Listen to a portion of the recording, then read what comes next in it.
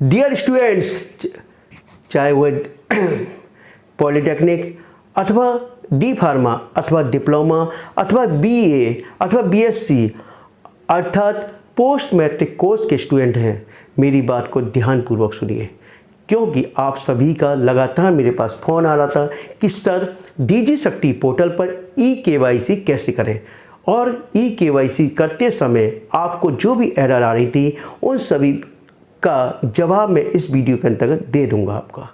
और कृपया वीडियो को अंत तक देखिए, क्योंकि यदि आपको जरा सी मिस्टेक हो जाती है तो आपको स्मार्ट टैबलेट प्राप्त नहीं हो पाएगी।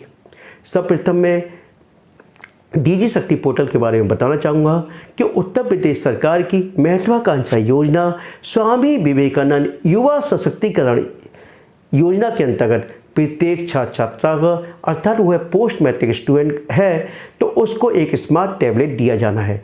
स्मार्ट टैबलेट दिए जाने का मुख्य उद्देश्य छात्र छात्रा को सशक्त बनाना है, अर्थात उनको तकनीक का अधिक से अधिक प्रयोग किया जाना है। और इसके लिए छात्र छात्राओं के लिए ज़रूरी है कि डीजी शक्ति पोर्टल पर उनका ई-केवाईसी होना ज़रूरी है, क्योंकि संस्था के द्वारा आपका जो डेटा होता है वो डीजी शक्ति पोर्टल पर अपलोड किया जाता है और विभिन्न स्टेप के बाद आपको जो वहाँ से वेरीफाई हो जाता है डिस्ट्रिक्ट लेवल से, बोर्ड से, तो उसके बाद आपको ई-केवाईसी मैंडेटरी होता है। क्यों? यदि आपका ई-केवाईसी नहीं होगा तो आपको टैबलेट प्राप्त नहीं हो पाएगा। और टैबलेट प्राप्त करने के लिए अर्थात ई-केवाईसी के लिए आपको क्या करना है, ये देखिए। सर्वप्रथम आपको DigiShakti.up.gov.in पर जाना है। ये देखिए DigiShakti.up.gov.in पर जाना है, ठीक है। अब यहाँ पर एक ऑप्शन आता है ई-केवाईसी थ्रू मेरी पहचान पोर्टल, इस पर क्लिक करोगे आप। इस पर क्लिक करने के बाद यहाँ पर सर्च स्टूडेंट डिटेल। अब देखिए स्टूडेंट डिटेल सर्च करने के लिए यहाँ पर दिया है यूनिवर्सिटी या बोर्ड, ठीक है। अब यहाँ आपको सिलेक्ट करना है, आपको टैब में जाके यदि टेक्निकल के स्टूडेंट हैं जैसे UP board of technical university, ठीक है, सिलेक्ट करनी यहाँ से कॉलेज का, जैसे कॉलेज के स्टूडेंट है गवर्नमेंट पॉलिटेक्निक टूंडला, तो यहाँ से कॉलेज सिलेक्ट करोगे। यहाँ अपना इनरोलमेंट नंबर डालोगे। क्या डालोगे? इनरोलमेंट नंबर, ठीक है। यहाँ कैप्च डालोगे, इसके बाद सर्च करोगे। यहाँ आप सर्च पे जैसे ही क्लिक करोगे तो आपका डेटा वहाँ से पिकअप होगा, फैच कर लिया जाएगा।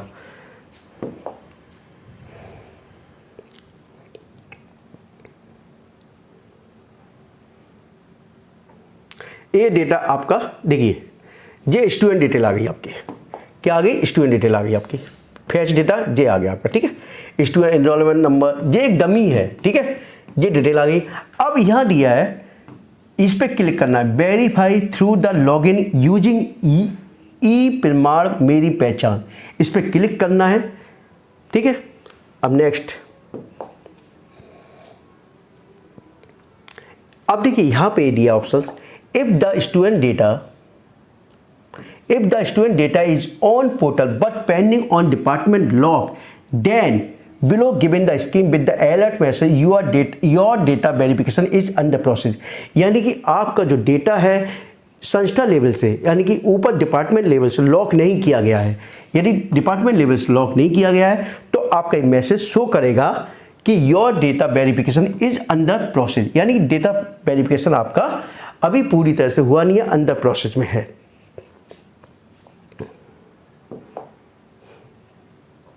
ये देखिए ये लिख के आ गया आपका, your data verification is under process, ठीक है। और यदि आपका डेटा वेरिफिकेशन हो चुका है तो उसके लिए आपको क्या करना है,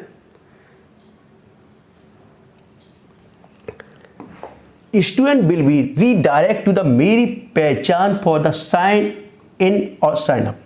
इसके बाद स्टूडेंट क्या करेगा, अपने आप इस पर जाएगा पोर्टल पे और यहाँ पर यूजर नेम और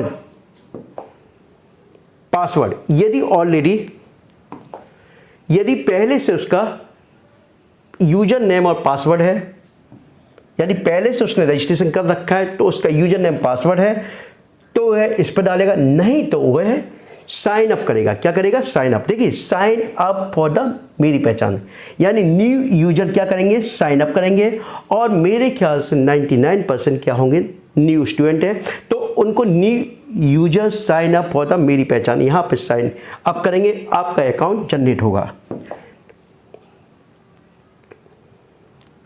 अब देखिए, in case of the new user, student need to enter the mobile number, click on the generate OTP and then verify through the OTP।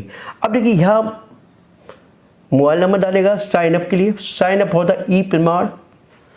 अब यहाँ नाम डालेगा, जेंडर सेलेक्ट करेंगे, डेट ऑफ बर्थ डालेंगे, personal message जो भी है, password generate करेंगे, password confirm.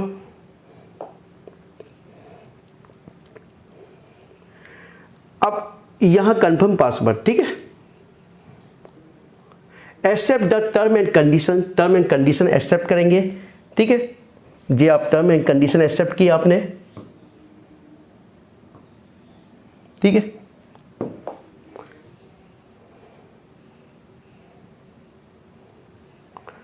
After filling the sign up button, देखिए, after filling the detail and accepting the term and condition, student need to click sign up button। sign up button पर क्लिक करने के बाद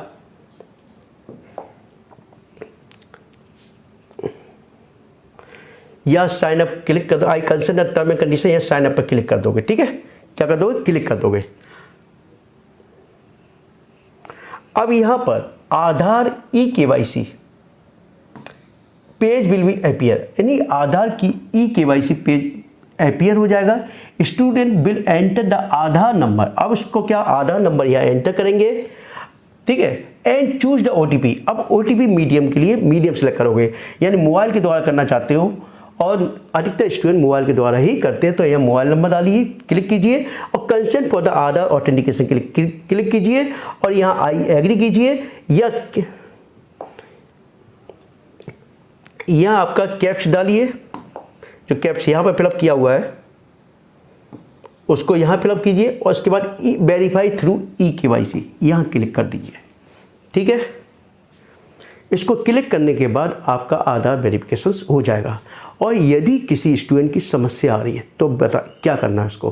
कई स्टूडेंट कह रहे हैं कि सर इनरोलमेंट नंबर, ठीक है, DOB, date of birth, gender और नेम, यदि इनमें किसी भी प्रकार की मिस्टेक है तो एक सुन लो मेरी बात ध्यान से, ध्यानपूर्वक सुनिए। यदि इसमें किसी भी प्रकार की मिस्टेक है और आपको लग रहा है कि संस्था लेवल से कोई मिस्टेक हुई है, यानी इंस्टीट्यूट लेवल से कोई मिस्टेक हुई है, तो आप लोग बेफिक्र रहिए, इंस्टीट्यूट लेवल से यह करेक्ट कर दी जाएगी, ठीक है। और यदि आपको लगता है कि आपके लेवल से गलत है, यानी आपके आधार कार्ड में कोई मिस्टेक है, यानी उसमें नाम में या डेट ऑफ बर्थ में मिस्टेक है, तो अपने लेवल से पहले उसको सही करवा लीजिए, उसके बाद उसको वेरीफाई कराइए, ठीक है।